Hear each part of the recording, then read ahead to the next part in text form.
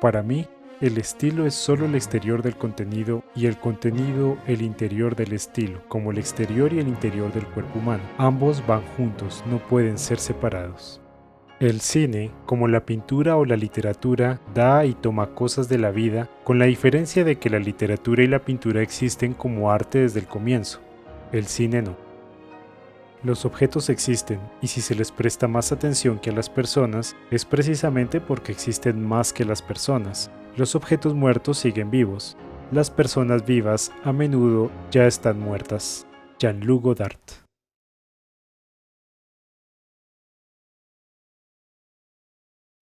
Un movimiento que constituyó una verdadera revolución en el mundo del cine, un impulso intelectual, ideológico y creativo que partió de un grupo de jóvenes realizadores procedentes en general del mundo de la crítica y más en concreto de las páginas de la revista francesa Cahiers du Cinéma, y que de allí, en medio de críticas e ideas innovadoras, surgiría una película que sería ensayo y experimento por antonomasia de este movimiento cinematográfico. Quédate en este video donde hablaremos sobre uno de los movimientos cinematográficos que transformó la manera de hacer cine a mediados del siglo XX y asimismo ahondaremos sobre uno de sus más grandes exponentes y cómo se empezó a formar el camino hacia la realización de su ópera prima, Sin Aliento, que lo catapultó a ser uno de los directores más influyentes de la época. Así que luces, sonido, cámara y a rodar.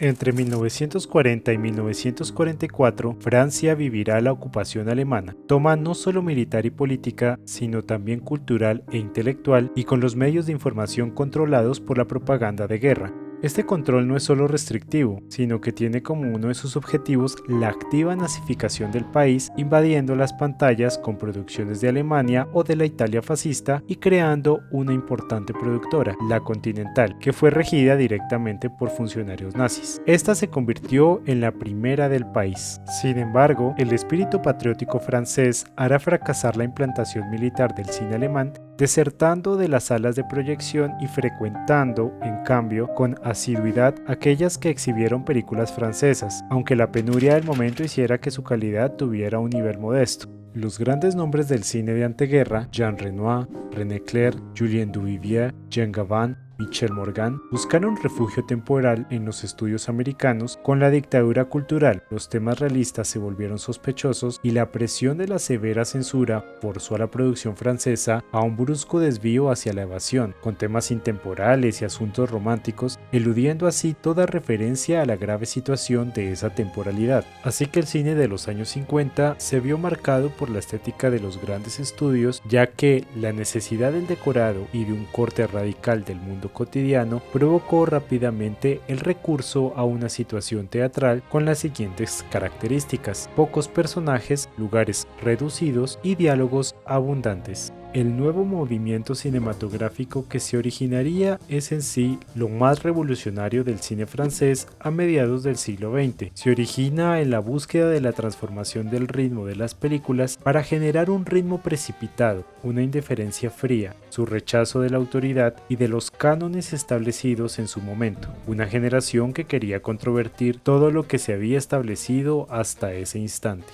Un movimiento que incluso crea una revista que buscaba revolucionar el cine a mediados del siglo XX.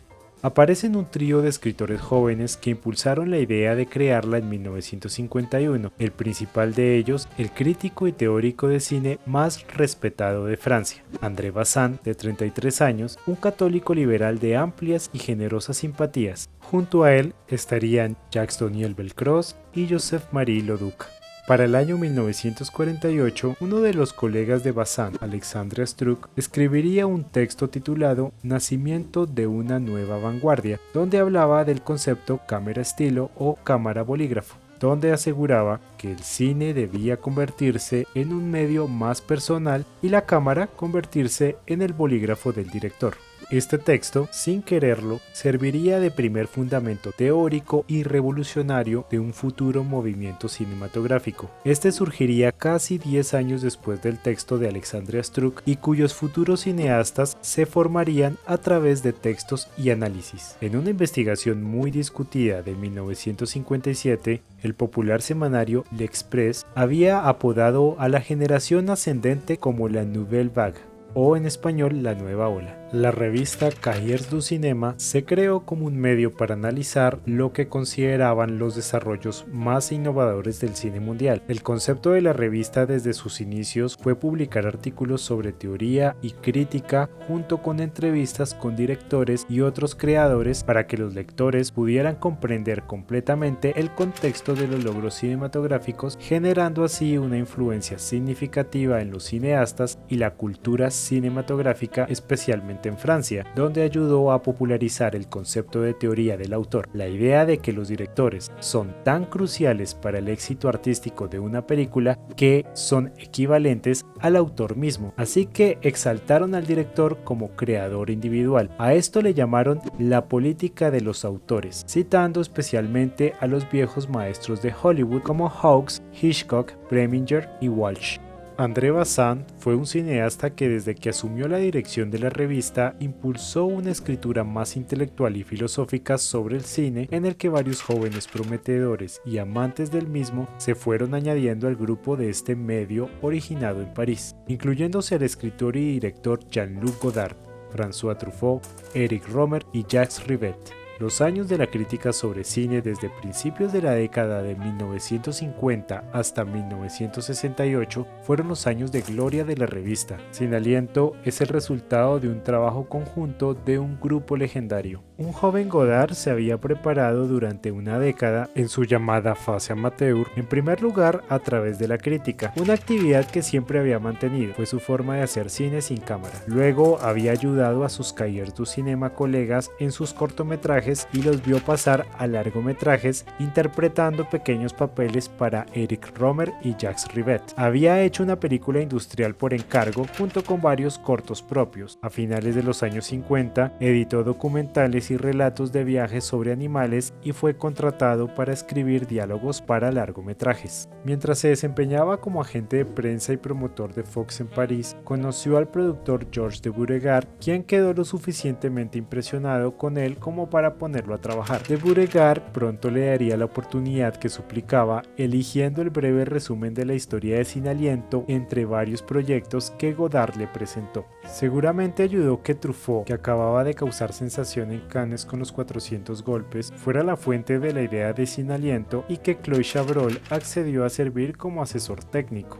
Los escritos de Godard siempre sonaban descarados y belicosos, pero sus primeros artículos a menudo cantaban la pureza de la expresión artística. Poe, Baudelaire y Rimbaud fueron sus modelos. Podía escribir sin ironía. Lo difícil es avanzar a tierras desconocidas, ser consciente del peligro, arriesgarse, tener miedo.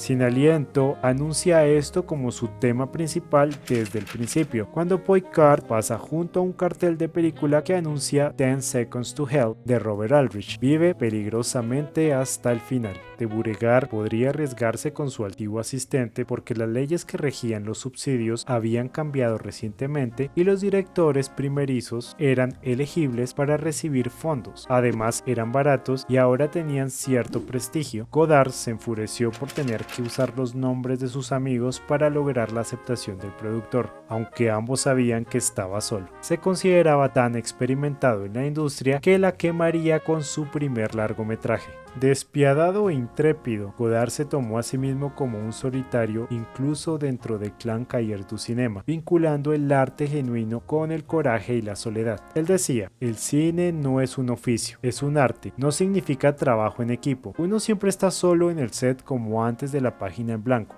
y estar solo significa hacer preguntas, y hacer películas significa responderlas. Nada podría ser más clásicamente romántico. La autenticidad que exigía el ardor existencialista de Godard la encontró en los tres cineastas que fueron sus principales modelos: Nicholas Ray, Roberto Rossellini y Jean Rouch. Ray encarnó en Hollywood esa alma de responder preguntas a través del cine, lo que Godard consideraba clásicamente romántico. Si el cine ya no existiera, escribió Godard, solo Nicholas Ray da la impresión de ser capaz de reinventarlo y, lo que es más, de quererlo. El primer esfuerzo maravilloso de Ray, They Live by Night, establece momentos de implacable técnica documental junto a los rostros frescos y dolorosamente sensibles de Katy O'Donnell y un joven Farley Granger, quien, como Belmondo, es asesinado a tiros en la escena final. Ray llegó a París a finales de los años 50 y cuando fue entrevistado por Cahiers du Cinema jugó directamente con la retórica de Godard. Mi marca personal siempre ha sido: yo mismo soy un extraño aquí. La búsqueda de una vida plena es, creo, paradójicamente solitaria. André Bazin le había presentado a Rossellini al equipo de Cahiers du Cinema y aunque fue Truffaut quien se desempeñó como asistente del cineasta italiano de 1954 a 1957, Godard también discutió proyectos con él. Sin aliento se ha comparado con Roma Ciudad Abierta de Rossellini como un melodrama protagonizado por estrellas controlado por el duro neorrealismo urbano de su director. Sin embargo, muchos destacan la película La máquina matamalvados de 1952 por su desorientadora mezcla de tonos, sus citas culturales desenfadadas y sus reflexiones directas sobre el cine y la muerte. Finalmente, en la obra maestra Viaje a Italia de 1954, Godard retomaría la trama en sus personajes principales, expresándolo en el deseo de Poicart de llevar a Patricia a Italia en un coche grande.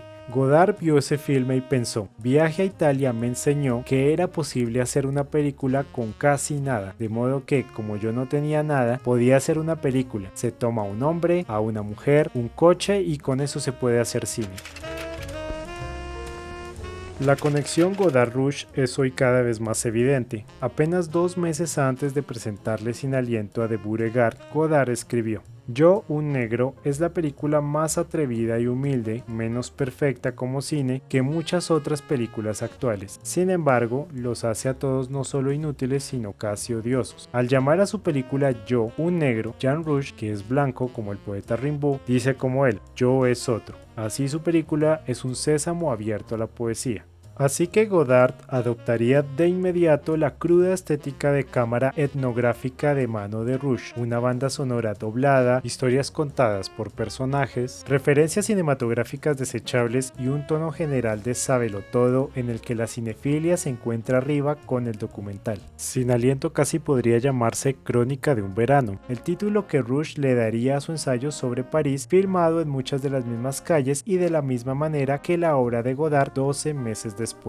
Incómodo consigo mismo y alérgico a gran parte de la vida de la posguerra, especialmente al cine, Godard produciría en Sin aliento el tipo de fricción estética que sintió en Ray, Rossellini y Rouch, una fricción que se extendió a sus relaciones intransigentes con los productores y el público en general. Los 4 fueron tomados como difíciles y desagradables, representando el lado mordaz del modernismo, su negativa a complacer o al menos a hacerlo fácilmente. Así que en conclusión, Sin aliento termina siendo el manifiesto definitivo de la nueva ola francesa. Sin embargo, el movimiento ya estaba en marcha cuando esta fue realizada. Hasta aquí nuestro video sobre Jean-Luc Godard y la nueva ola francesa. Quédate atento a nuestro siguiente video donde entraremos por completo a analizar el ensayo y ópera prima de este fabuloso movimiento cinematográfico. No olvides darle like, suscríbete y haz clic en la campanita para recibir notificaciones cuando subamos un nuevo video. Esto es Cine Encuadre y nos vemos hasta un próximo rodaje.